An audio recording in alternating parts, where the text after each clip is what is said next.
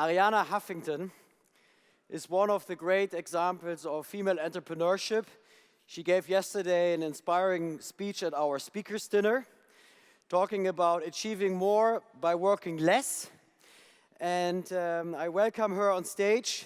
She's opening our media and telecom industry vertical. We started with insurance and finance, and we are now going to the one which, well, that's where everything started with the Googles, etc. So Arianna Huffington, you redefined online news, or you brought online news to us with Huffington Post. Share with us, please, some insights, and thank you very much for joining us at NOAH Berlin.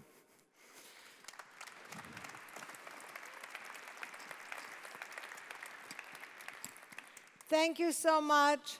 I must say that when I looked at the program and I saw that I and the Huffington Post were listed as champions, I got a funny feeling in my stomach because I'm a superstitious Greek and I always prefer to be a challenger rather than a champion. I think that the minute any individual or any brand consider themselves champions, that's the beginning of decline.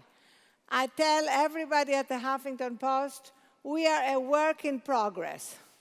We are always iterating, always learning, always changing and innovating. And the minute we see ourselves as done, as just doing maintenance, it's like the sun. Did you know that the sun begins to set at midday? When you think it's like at its highest, that's when it begins to set. So unless you are Muhammad Ali or Kanye West, I suggest you always see yourself as a challenger and a disruptor. And that's really what has made it possible for us to keep growing and remaining #1 in news, because when we started, very quickly we became #1 in search. But then we saw that social was becoming the new search. So we pivoted, and now we're the #1 social publisher on Facebook. But at the same time, as we keep innovating and keep iterating, it is essential for us to remember what our DNA is. Who are we? Because the other problem for brands, especially in media, is to keep trying to do the next new thing and lose track of who we are. And for us, the most important thing to remember is that we want to inform and to inspire, to entertain and to empower. And we do that by engaging our readers and engaging our viewers, and increasingly we do it on mobile and we do it around the world. We started, of course, in the States, but we are now in 13 countries, and 50% of our traffic, which is now at 214 million UVs, 50% is coming from outside the States. And 4 years ago, we were only in the States. And that, for me, is just the future. We are going to be in 17 countries by the end of the year, launching in the Arab world at the end of July, in China, in Mexico, and in Australia next, and then the rest of the world.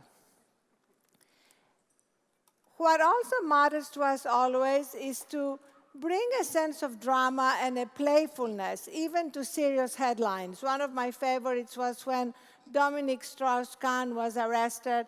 The splash on the Huffington Post was, OMG, IMF. And it gets people to want to come back, to see what's next. What are we going to be considering the story of the day next?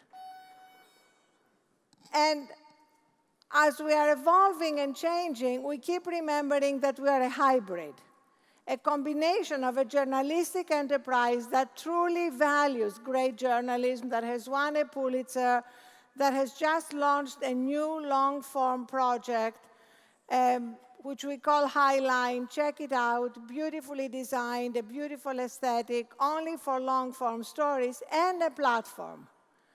We now have 100,000 bloggers, and we are going to be opening up our platform next year with new technological advances to invite millions more people to blog. But it's not a free-for-all. And that's important to remember. We wanted to deal with the worst aspects of the internet: incivility, ad hominem attacks, hiding behind anonymity. And that's the reason we ended anonymous comments. We just really believe that unless you're a whistleblower or have some reason to justify being anonymous, then say whatever you want with your own name. And as a result, it's been even easier to deal with the ad hominem attacks that are so often part of our online existence. The key thing for us from the beginning has been, as we're moving from being a politics and news site to adding entertainment, lifestyle, travel, sports, to add value to our readers' lives. We call it going from being valuable to becoming indispensable. And that had a lot to do with offering our readers content before they even knew they wanted it. A lot of our content around the theme of reducing stress and living more productive and creative lives with less stress has been incredibly valuable to our readers. In fact, it's one of our biggest growth areas everywhere, including here in Germany, where I see Sebastian Madis, who is our editor-in-chief, and Cherno Chabadi, who's our editorial director, and they will testify that that content is doing even better than our politics content here. And Sebastian is also the head globally of our What's Working initiative, where we are reimagining journalism to focus on solutions and not just on crises and problems. So here in Germany, for example, we are writing about what Aldi and all the other supermarkets are doing around becoming more sustainable, and we are covering these stories with the same rigor that we would be covering stories uncovering corruption and crisis, because we believe that this is our responsibility, our journalists, to give the full picture and not just one side of the story. And our readers are loving it. We get 50 blogs a day on these issues, and they get tremendous reach, 100,000 views. So we are tapping into something in how people want, readers, viewers want to reimagine journalism. So in wrapping up, I really want to invite you to partner with us, because there's so much innovation here, so many great ideas, and we can help provide the pipes, not just in Germany, but around the world. HuffPost is now a global newsroom. If you go to our app, you can pick any one of our 13 editions, and content is constantly translated every day. So we love acting as an incubator for startups, for people with innovative ideas. So get in touch with me. I'm going to give you my email address, arianna@huffingtonpost.com. That's what happens when you found a company, you get a good email address. Or Sebastian and Cherno, they're both going to be here, so talk to them. And that's, for me, the future. The future is going to be about more and more partnerships, more and more collaborations. So in wrapping it up, let me just say that the key, as you are all building your own companies and innovating, is to remember that each company has its own DNA. Each startup has its own DNA, and never to forget that. Sometimes we focus too much on the competition. I always tell my team, forget the competition. Never look over your shoulder. Just look at where you are going, and just focus on that. And to be constantly seeing ourselves as challenging ourselves.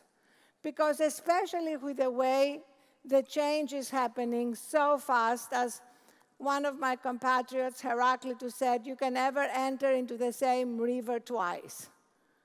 So whatever it is that we are doing, whatever provides success today may not be where the future is going. And when we are nimble and constantly willing to innovate, to iterate, to abandon something that's not working, to accept failure as part of the process.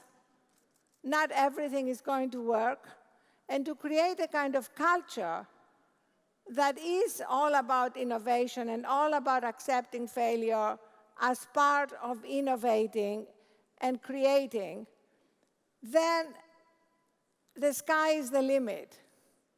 And then we can always be challengers while we remain champions.